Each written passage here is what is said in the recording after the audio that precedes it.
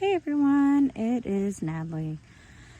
Coming on here today just to kind of show you what healing can look like once you get past all the trauma that is hounding you. And I would say something. I never thought in a million years that I would be here today. And so when I started focusing on my healing, I did a lot of things like gardening and all of that. So if you want to see what I do when I'm having those intrusive thoughts, I'm going to show you my garden. I planted vegetables, I have a little pond and everything, and I sit in my backyard when I'm having those intrusive thoughts and I'm in my happy place. So this is my little koi pond. I got 5 fish in there, my little buggers. And then what I did when I was having a really bad time at the beginning of the summer with my in-laws is I planted a bunch of vegetables. So this is so far what I've gotten. But here goes everything. My cabbage is coming through. My tomatoes didn't survive. Cucumbers, I mean, it is like a jungle. And then over here, I have all my pretty flowers, and I have some hydrangeas back there that bloomed. And this is what I do. This is my happy place. And I'm not sitting here trying to brag. Oh, and the other thing is my doggies are outside with me. Chloe. See, my little dogs. And I'm not here trying to brag about my yard or anything like that, but I'm trying to show you examples of what helped me heal. And maybe you don't have the space for a huge garden like this or whatever it is, and it's also the end of summer, so planting things probably isn't the best idea right now. But these little things like planting flowers, looking at my flowers, looking at my koi pond, things like that, redirects my thinking. And it really helps me heal as a person, is having these little sacred spaces. Let me get my dog out of the garden because things are still growing. Go inside, Chloe. But I wanted to kind of give you a visual. Let me get the dogs back in. I kind of wanted to give you a visual of my happy place and what's helped me along the way. And sorry, my allergies. But I had to figure out my happy place. I had to figure out what helped me stop cycling. I had to figure out what was going to erase the trauma.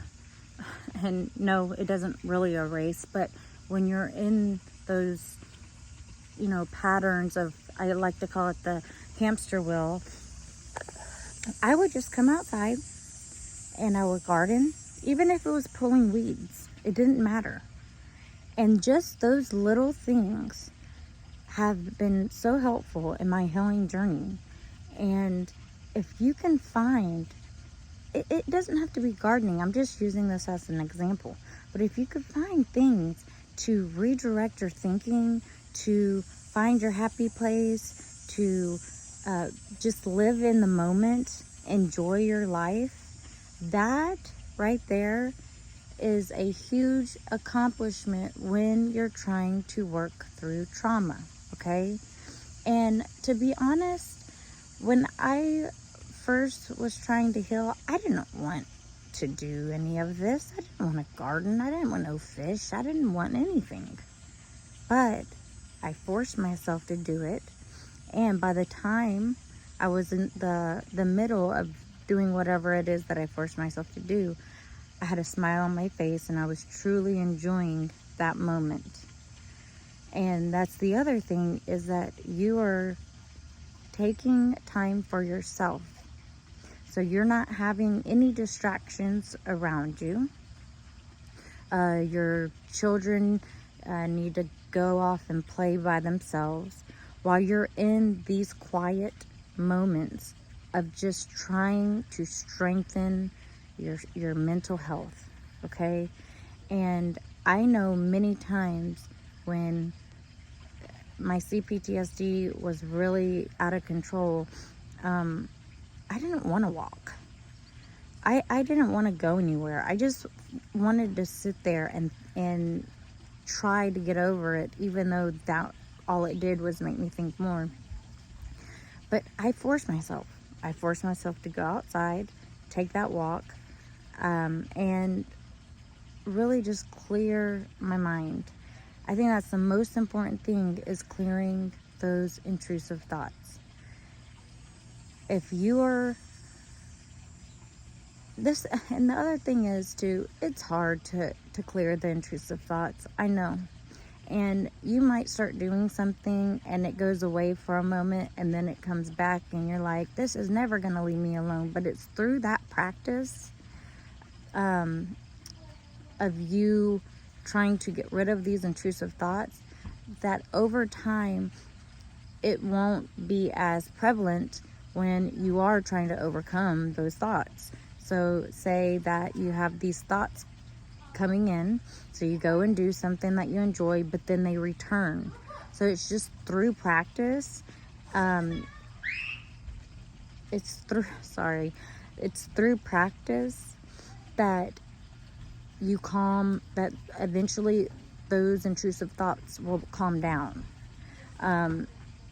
My main thing was I was always talking to myself, arguing with myself, and I felt like I was going crazy.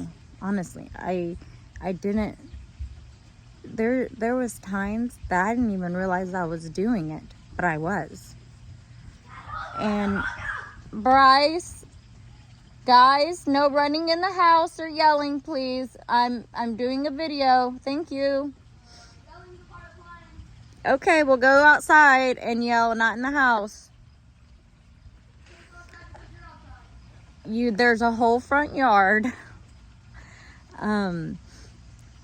But yeah, I think at the time my CPTSD and the trauma was so significant in my life, I really was crazy. I had drove myself crazy. I mean, if you're sitting there arguing with yourself, talking out loud to yourself, trying to justify things, or saying nasty things about that narcissist, and having a full-blown conversation, that's not healthy. You're not in a healthy place. And I knew whenever I was doing that I literally knew that I should not be doing that. And so I had to practice stop arguing with myself. And it is so amazing that your trauma is so horrible that you find yourself talking to yourself. This is what these people do to you. And it angers me to know that they got into my headspace like that. And I never thought that I would stop arguing with myself, trying to justify things like that. I probably looked like a mad woman. Probably did. In the car, trying to justify just little things. And I knew that they had affected me so badly that the only way to win in the situation was to fix my mental health. Because they want you to be crazy. They want you to act that way. Because that's the goal. That's the plan. They want to make you seem like the crazy one. Even though they're the ones, even though they're the ones with the true personality disorder that harms tons of people throughout their lifetime.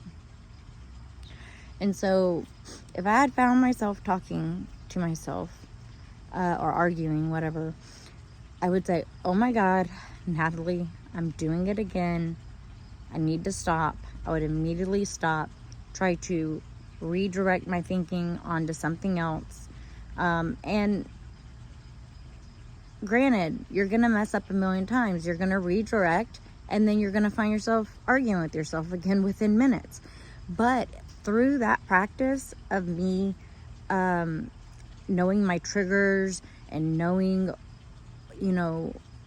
when I'm not in a good headspace, helped me, or it made me aware that I needed to fix myself. And it made me aware that it was going to be through practice and patience to get healthy again. And you will mess up. You're gonna mess up. It's just the way it is. But honestly, through those mess ups, you learn. Those mess ups are the reason why you get stronger. Yes. Can we go to that one place where Bryce caught that fish? Like down the... Yeah, if you give me a moment, honey. Okay. Sorry, my son has his friend over. They want to go across the street fishing. I live by a river, so we've been going over there fishing. That's the other thing, is fishing's helped me. Just be in a better place. And I know this is kind of like rambling and everything, but I'm trying to help you guys realize that if you want to heal, you want to get better, it is going to take time and patience to get where I am today. It's not through accident or wishful thinking that I'm here. It's through being strict. Can I go across the street? Yes. It's through having strict practices and